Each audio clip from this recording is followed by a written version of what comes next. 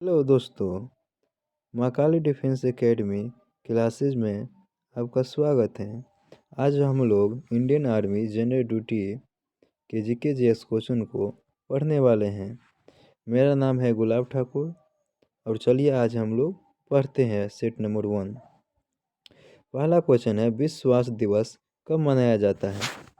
तो विश्व स्वास्थ्य दिवस 7 अप्रैल को मनाए जाते हैं। जानकारी के लिए मैं आपको बता दूं कि 1948 में विश्व स्वास्थ्य संगठन यानी WHO की स्थापना हुई थी। ये 7 अप्रैल को हुआ था, इसीलिए 7 अप्रैल को विश्व स्वास्थ्य दिवस मनाया जाता है। कभी कभी ये भी पूछ सकते हैं कि WHO की स्थापना कब हुई, तो 1948 में। चलिए, और इसमें एक क्वेश्चन, ये 1 अप्रैल को मूर्ख डे मनाया जाता है, यानी मूर्ख दिवस मनाया जाता है, जिसे अप्रैल फूल भी कहा जाता है। चलिए आगे देखते हैं दूसरा नंबर क्वेश्चन। असहयोग आंदोलन किस वर्ष में गांधी जी द्वारा शुरू किया गया था? तो असहयोग आंदोलन 1920 में गांधी जी द्वारा शुरू किए गए थे।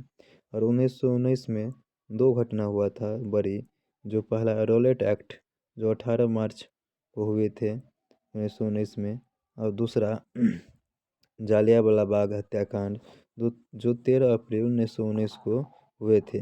जालियांवाला बाग हत्याकांड अमृतसर पंजाब में हुए थे।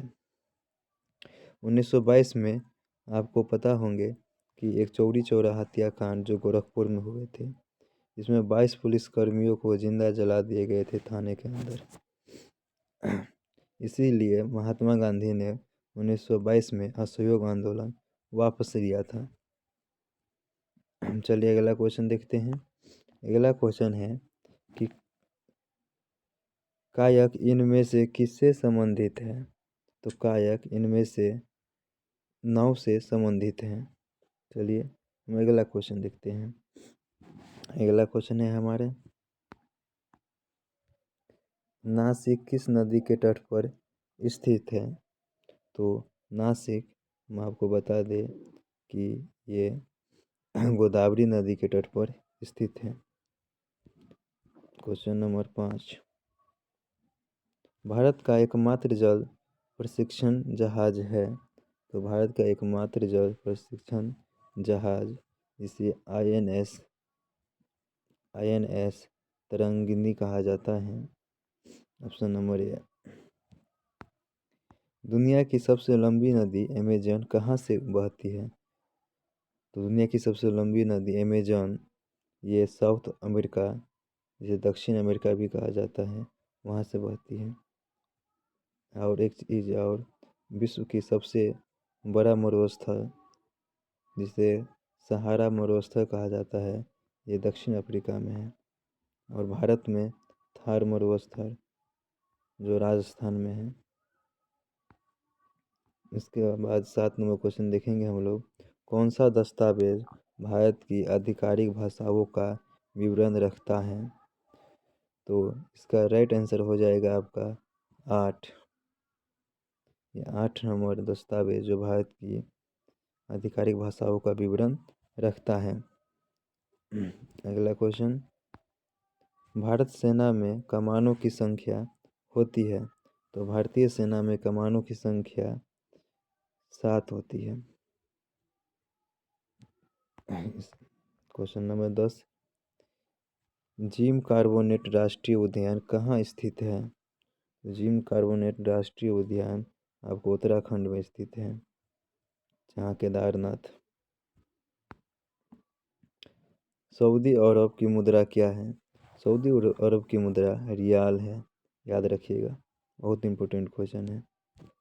अगला क्वेश्चन 12 नंबर, स्वतंत्र भारत की पहली महिला गवर्नर कौन थी? तो स्वतंत्र भारत की पहली महिला गवर्नर सरोजनी नायडू थी। इससे अगला क्वेश्चन, गाइड पुस्तक के लेखक कौन है? तो गाइड पुस्तक के लेखक RK नारायण है, याद रखिएगा, RK नारायण। और एक और पुस्तक है गीतांजलि पुस्तक, किसने लिखा था? गीतांजलि पुस्तक के लेखक आपको हो गए टैगोर रविन्द्रनाथ टैगोर जी हैं, जिसको 1913 में नोबेल पुरस्कार दिया गया था। इसके बाद अगला क्वेश्चन नंबर 14, सशस्त्र बल के सर्वोच्च कमांडर हैं। तो सशस्त्र बल के सर्वोच्च कमांडर आपको राष्ट्रपति होते हैं, जिसे तीनों सेना का प्रमुख कहा जाता है। वर्तमान में भारत के रक्षा मंत्री राजनाथ सिंह है और प्रधानमंत्री नरेंद्र मोदी है, जो आप जानते होंगे। 15 पानीपत की पहली युद्ध किनके बीच लड़ी गई थी? तो पानीपत की पहली युद्ध जो हुआ था वो पृथ्वीराज चौहान और मोहम्मद गौरी के बीच, option number A, option Babur और इब्राहिम लोदी के बीच। तो इसका राइट आंसर हो जाएगा बाबर और इब्राहिम लोदी के बीच। पानीपत की पहली जो युद्ध हुआ था वो 1526 में, अब दूसरा 1556 में, और तीसरा पूछेंगे आपसे कब हुआ था पानीपत का, तो 1761 में। इसका राइट आंसर भी होगा। चलिए क्वेश्चन नंबर हम जाएंगे 16 पे। मलेरिया किसके कारण होता है? तो मलेरिया बता दें आपको हम कि एक मादा एनोफिलीज मच्छर जो मादा होते हैं उनके द्वारा फैलते हैं, जो जीवाणु के कारण होते हैं। नहीं, गलती हो गया, प्रोटोजोआ के कारण, सॉरी। बांझ विरोधी विटामिन का नाम बताइए। तो बांझपन के लिए विटामिन ई जिम्मेदार है। विटामिन ए को रेटिनॉल कहा जाता है। विटामिन के जिससे जो रक्त के थक्का बनाने में सहायक होता है, और विटामिन डी जिसमें कैल्शियम, जिसके कमी से कैल्शियम की कमी होती है। जो सूर्य प्रकाश में विटामिन डी की मात्रा पाई जाती है। कार्य बल और विस्थापन के बीच का संबंध बताएं। तो कार्य बल और विस्थापन के बीच का संबंध W/F क्रॉस S होता है।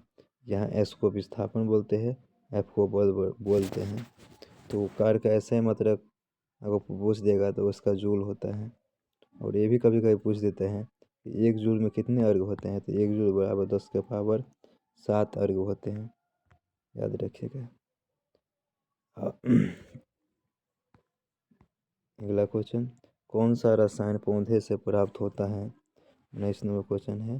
तो कुनेन जो रसायन होते हैं ये पौधे से प्राप्त होते हैं। मधुमेह रोग किसकी कमी से होता है? तो इंसुलिन की कमी से। ये भी क्वेश्चन कभी कभी एग्जाम में आते हैं। अगला क्वेश्चन, सिस्मोग्राफ से क्या मापा जाता है? तो सिस्मोग्राफ से भूकंप को मापे जाते हैं, आपको पता होगा। क्वेश्चन नंबर 21 होंगे, कौन सी गैस सोडा को तैयार करने में इस्तेमाल की जाती है? तो सोडा को तैयार करने में कार्बन डाइऑक्साइड का इस्तेमाल होता है, ये बात याद रखिएगा। और पृथ्वी पर कार्बन डाइऑक्साइड की जो पृथ्वी वायुमंडल में उपस्थित है 0.03%। कभी कभी ये भी एग्जाम में देखने को मिलता है। धरती पर सबसे ज़्यादा नाइट्रोजन गैस 78% है और ऑक्सीजन लगभग 21% है।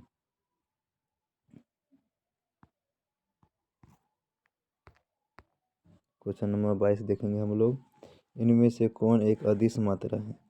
तो अदिश मात्रा इनमें से गति हो जाएंगे। बल एक सदिश राशि होता है। देखिए सदिश और अदिश क्या होता है, जिसका देखिए मैग्नीट्यूड एंड डायरेक्शन दोनों होते हैं उसे आप सदिश राशि कहेंगे।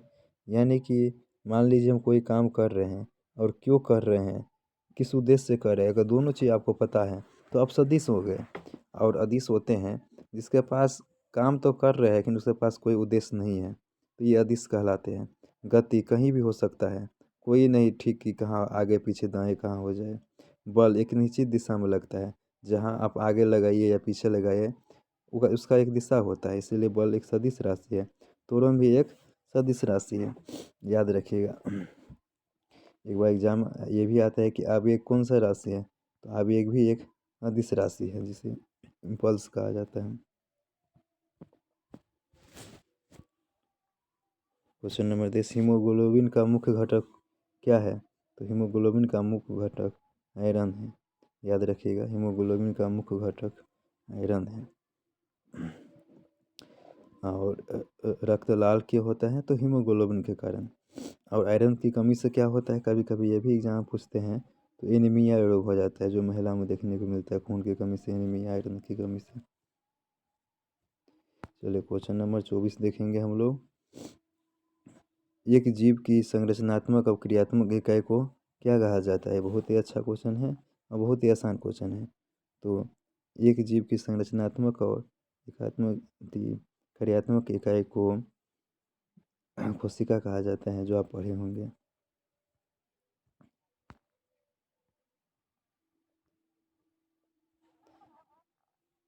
मानव शरीर में रक्त किससे शुद्ध होता है? तो मानव शरीर में रक्त को शुद्ध करने के लिए गुर्दा, जिसे किडनी कहा जाता है, किडनी से शुरू होता है। किन गैसों की उपस्थिति के कारण अम्ल वर्षा होती है? तो अम्ल वर्षा, जिसका पता होगा, जिसका पीएच मान, जिस वर्षा का पीएच मान 5.6 से कम हो जाए, उसे अम्लीय वर्षा कहा जाता है। और ये NO2 और SO2 के कारण होता है। ऑप्शन नंबर ए हो जाएगा। चलिए क्वेश्चन नंबर अगला देखते हैं, 27 नंबर। विद्युत प्रवाह किससे मापा जाता है? तो विद्युत प्रवाह की माप मीटर से की जाती है। याद रखिएगा। क्वेश्चन नंबर 28, प्राथमिक रंग है, तो प्राथमिक रंग लाल, नीला और हरा को कहा जाता है। अगर आप इसके एक्सप्लेन करके जानना चाहते हैं, तो आप मेरा क्लास माँ काली डिफेंस एकेडमी ज्वाइन कर सकते हैं। चलिए क्वेश्चन नंबर आगे 29 को देखेंगे। निम्न में से कौन सा अंग कोशिका का विद्युत गृह कहलाता है? तो कोशिका का विद्युत गृह माइटोकॉन्ड्रिया को कहा जाता है, जिसे पावर हाउस भी कहा जाता है। कोशिका का पावर हाउस, सारा ऊर्जा यही निहित रहता है। लाइसोसोम को ये मृत कोशिका होती है। अगला क्वेश्चन देखेंगे हम। लाइसोसोम को आत्महत्या की थैली भी कहा जाता है। याद रखिएगा। निम्न में से कौन मानव शरीर के समन्वय गतिविधियों को नियंत्रित करता है? तो इसका आंसर हो जाएगा हार्मोन। हार्मोन शरीर की सभी गतिविधियों को नियंत्रित करता है। आप जानते होंगे कि आदमी की उम्र बढ़ने से आदमी में तरह तरह के हार्मोन निकलता है, जैसे पीयूष ग्रंथि से पिट्यूटरी, एड्रीना हार्मोन, टेस्टोस्टेरोन हार्मोन, बहुत सारे हार्मोन शरीर से स्रावित होते हैं। पतियों में गैसों का आदान प्रदान रंध्रों द्वारा होता है। याद रखिएगा।